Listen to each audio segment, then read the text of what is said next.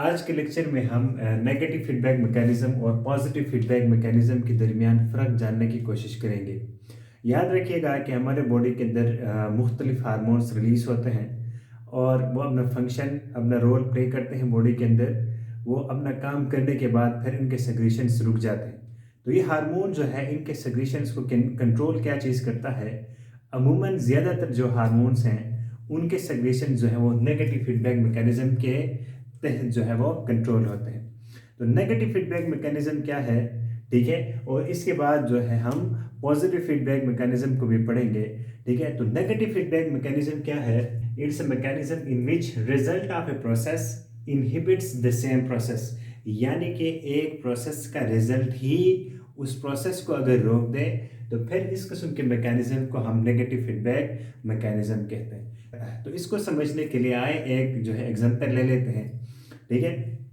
जब भी हम खाना खा लेते हैं तो इस खाने के फ़ौरन बाद हमारे इंटेस्टाइन में फूड, जब डाइजेशन मुकम्मल होने के बाद फूड हमारे स्मॉल इंटेस्टाइन में पहुंचता है, तो स्मॉल इंटेस्टाइन से हमारे जो डाइजेस्टेड फूड है, जिसमें प्रोटीन्स भी हैं, एमाइनो एसिड्स भी हैं, जिसमें ग्लाइसरॉल, फैटी एसिड्स और ग्लूकोज भी शामिल है, वो सारी चीज़ें जो है मौजूद हैं। सुन आफ्टर मील हमारे इंटेस्टाइन से जब ग्लूकोज हमारे ब्लड में दाखिल होता है, तो ब्लड के अंदर ग्लूकोज का लेवल जो है वो नॉर्मल से ज़्यादा होता है, ठीक है। नॉर्मली हमारे ब्लड के अंदर 80 mg पर 100 ml ग्लूकोज जो है इसकी कंसंट्रेशन रहती है। लेकिन खाना खाने के बाद इस एब्जॉर्प्शन की वजह से इंटेस्टाइन से ज़्यादा ग्लूकोज ब्लड में जाने की वजह से ब्लड के अंदर ये ग्लूकोज लेवल बढ़ जाता है। जो ही ग्लूकोज लेवल बढ़ जाता है, ये पेंक्रियास के अंदर आइलेट ऑफ लैंगरहैंस नाम का एक रीजन है, उसके अंदर बीटा सेल्स नाम के सेल्स होते हैं। ये ग्लूकोज का लेवल बढ़ जाना उन बीटा सेल्स के लिए स्टिमुलस है। वो बीटा सेल्स स्टिमुलेट होते हैं, ठीक है। वो बीटा सेल जो है, लेट्स से एक बीटा सेल है, स्टिमुलेट होने के बाद ये बीटा सेल एक हार्मोन रिलीज करते हैं। उस हार्मोन का नाम है इंसुलिन।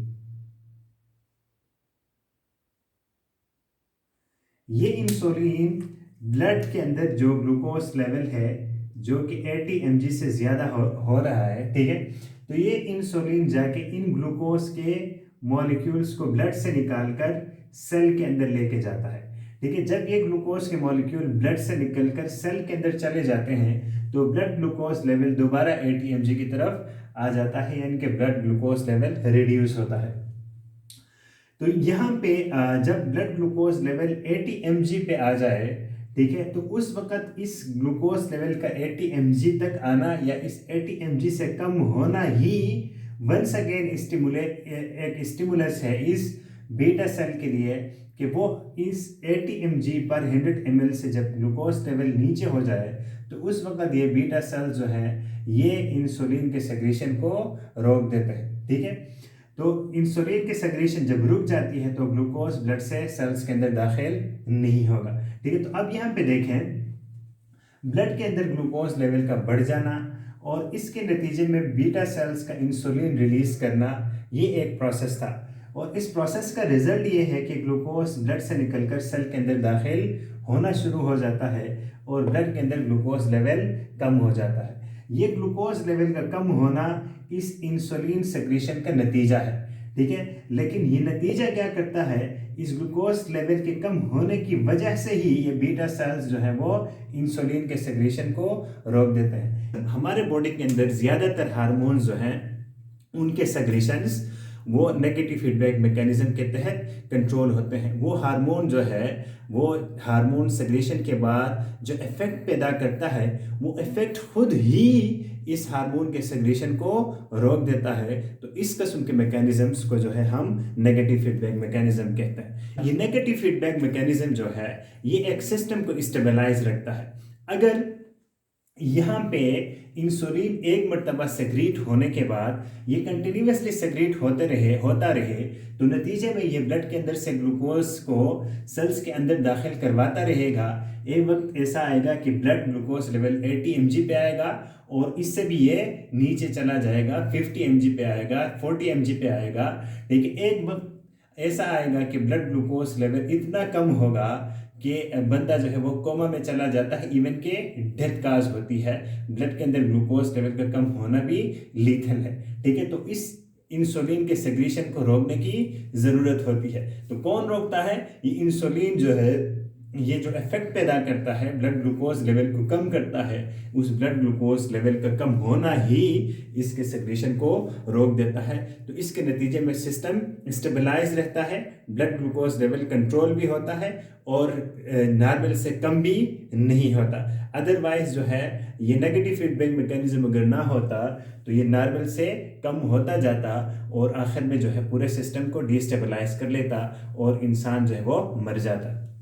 इसके मुकाबले में एक और मैकेनिज्म जो है वो पॉजिटिव फीडबैक मैकेनिज्म है। ये इस मैकेनिज्म का उल्टा है। इसके अंदर एक प्रोसेस जो है उसका रिजल्ट, इसके नतीजे में होने वाले इफेक्ट्स जो हैं वो उस प्रोसेस को मज़ीद जो है वो एक्सेलरेट कर देते हैं, मज़ीद इसको इन्हांस कर देते हैं। तो इस किस्म के फीडबैक मैकेनिज्म को, जिसमें प्रोसेस जो है उसका रिजल्ट उसी प्रोसेस को एक्सेलरेट करें और इन्हांस करें, तो इस किस्म के मैकेनिज्म को जो है हम पॉजिटिव फीडबैक मैकेनिज्म कहते हैं। बेबी बर्थ जो है वो पॉजिटिव फीडबैक मैकेनिज्म का एक एग्जांपल है।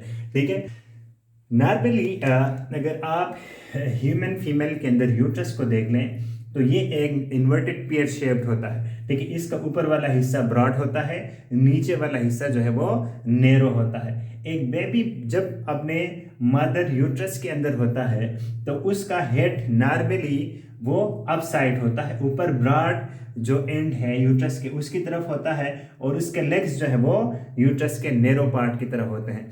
लेकिन लास्ट ट्राइमेस्टर के अंदर डिलीवरी के करीब ये बेबी हेड जो है वो अपसाइड डाउन हो जाता है। ये हेड जो है इसका, सबसे पहले हेड इसका नीचे हो जाता है। जब हेड नीचे हो जाता है तो यहाँ पे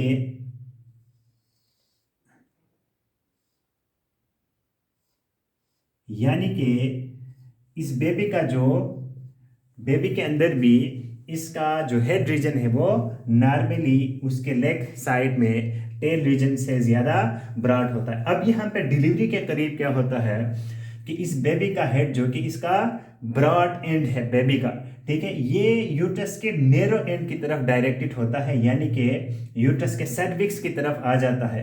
ठीक है, तो बेबी का ब्रॉड एंड यूट्रस के नैरो एंड की तरफ आ जाता है, तो बेबी हेड जो है वो यूट्रस के वाल के ऊपर प्रेशर डालता है। ठीक है, यूट्रस के वाल को ये एक्सपेंड कर देता है। नतीजे में ये यूट्रस के वाल के अंदर प्रेशर रिसेप्टर्स होते हैं, वो नर्व इंपल्स जनरेट करते हैं और ये नर्व इंपल्स जो है इस यूट्रस से सीधा जाके हाइपोथैलेमस में चला जाता है। ठीक है, जब यहाँ पे प्रेशर रिसेप्टर्स मैसेज लेके हाइपोथैलेमस के पास चले जाते हैं तो हाइपोथैलेमस जो है ये एंटीरियर पिट्यूटरी को स्टिमुलेट करता है। जब एंटीरियर पिट्यूटरी इस स्टिमुलेशन के नतीजे में एंटीरियर पिट्यूटरी जो है वो ऑक्सीटोसिन नाम का एक हार्मोन रिलीज करता है। ऑक्सीटोसिन ब्लड के अंदर रिलीज होता है और ऑक्सीटोसिन जब ब्लड के अंदर रिलीज होता है, फीमेल ब्लड के अंदर जब ऑक्सीटोसिन लेवल बढ़ जाए तो ऑक्सीटोसिन जो है वो इफेक्ट करता है यूट्रस को। ठीक है, वो यूट्रस के अंदर, यूट्रस के इर्द गिर्द मसल्स होते हैं, स्मूथ मसल्स होते हैं, तो ये ऑक्सीटोसिन इन स्मूथ मसल्स को कंट्रैक्ट करवाता है। ठीक है, उनकी कंट्रैक्शन टॉप से शुरू हो जाती है, ठीक है, और डाउन की तरफ आ जाते हैं। ठीक है, तो ये कंट्रैक्शन ऊपर से शुरू हो जाते हैं और बेबी को जो है वो पुश करते हैं इस सर्विक्स की तरफ, यूट्रस के माउथ की तरफ। तो बेबी जब इस यूट्रस के माउथ की तरफ पुश हो जाए, नतीजे में यहाँ पे प्रेशर ये मजीद नैरो रीजन में आ जाता है, तो यहाँ पे प्रेशर मजीद बढ़ता है, तो ये नर्व इंपल्स जो है वो मजीद जो है वो नर्व इंपल्सेस यहाँ से ये न्यूरॉन्स जो है नर्व इम्पल्सेस लेके मजीद नर्व इम्पल्सेस लेकर ये पिट्यूटरी हाइपोथैलेमस की तरफ लेके जाते हैं। नतीजे में क्या होता है, हाइपोथैलेमस एक्सिटोसिन जो है इसके कंसंट्रेशन को बढ़ाता है। एक्सिटोसिन जो है इसकी कंसंट्रेशन जब बढ़ जाए तो यहाँ पे यूट्रस के वाल के अंदर कंट्रैक्शंस मजीद तेज हो जाते हैं। ये कंट्रैक्शन जो है, कंट्रैक्शन नर्व इम्पल्सेस को बढ़ाता है और नर्व इम्पल्सेस ऑक्सीटोसिन के सेक्रेशंस को बढ़ाते हैं। तो ऑक्सीटोसिन सेक्रेशन जब बढ़ जाता है तो ये कंट्रैक्शन को बढ़ाता है। कंट्रैक्शन जो है वो नर्व इम्पल्सेस को जो है बढ़ाता है। कंट्रैक्शंस आखिरकार इतने फोर्सफुल होते हैं कि बच्चा ये यूट्रस से निकलकर इसकी बर्थ जो है वो कॉज होती है। ऑक्सीटोसिन का रिलीज होना एक प्रोसेस था और इसका नतीजा था कंट्रैक्ट होना, ठीक है, यूट्रस के इर्द गिर्द मसल्स का कंट्रैक्ट होना, ठीक है। तो ये यूट्रस के इर्द गिर्द मसल्स का कंट्रैक्ट होना जो है ये ऑक्सीटोसिन के सेक्रेशन को मजीद बढ़ाता है। यानी ऑक्सीटोसिन रिलीज होना प्रोसेस है, कंट्रैक्शन जो है इनके इसका रिजल्ट है और ये कंट्रैक्शन ही क्या करते हैं, इस ऑक्सीटोसिन के रिलीज होने को बढ़ाते हैं। तो इसके नतीजे में बेबी बर्थ काज होती है और इस किस्म के मैकेनिज्म्स को हम पॉजिटिव फीडबैक मैकेनिज्म्स कहते हैं। Thank you so much.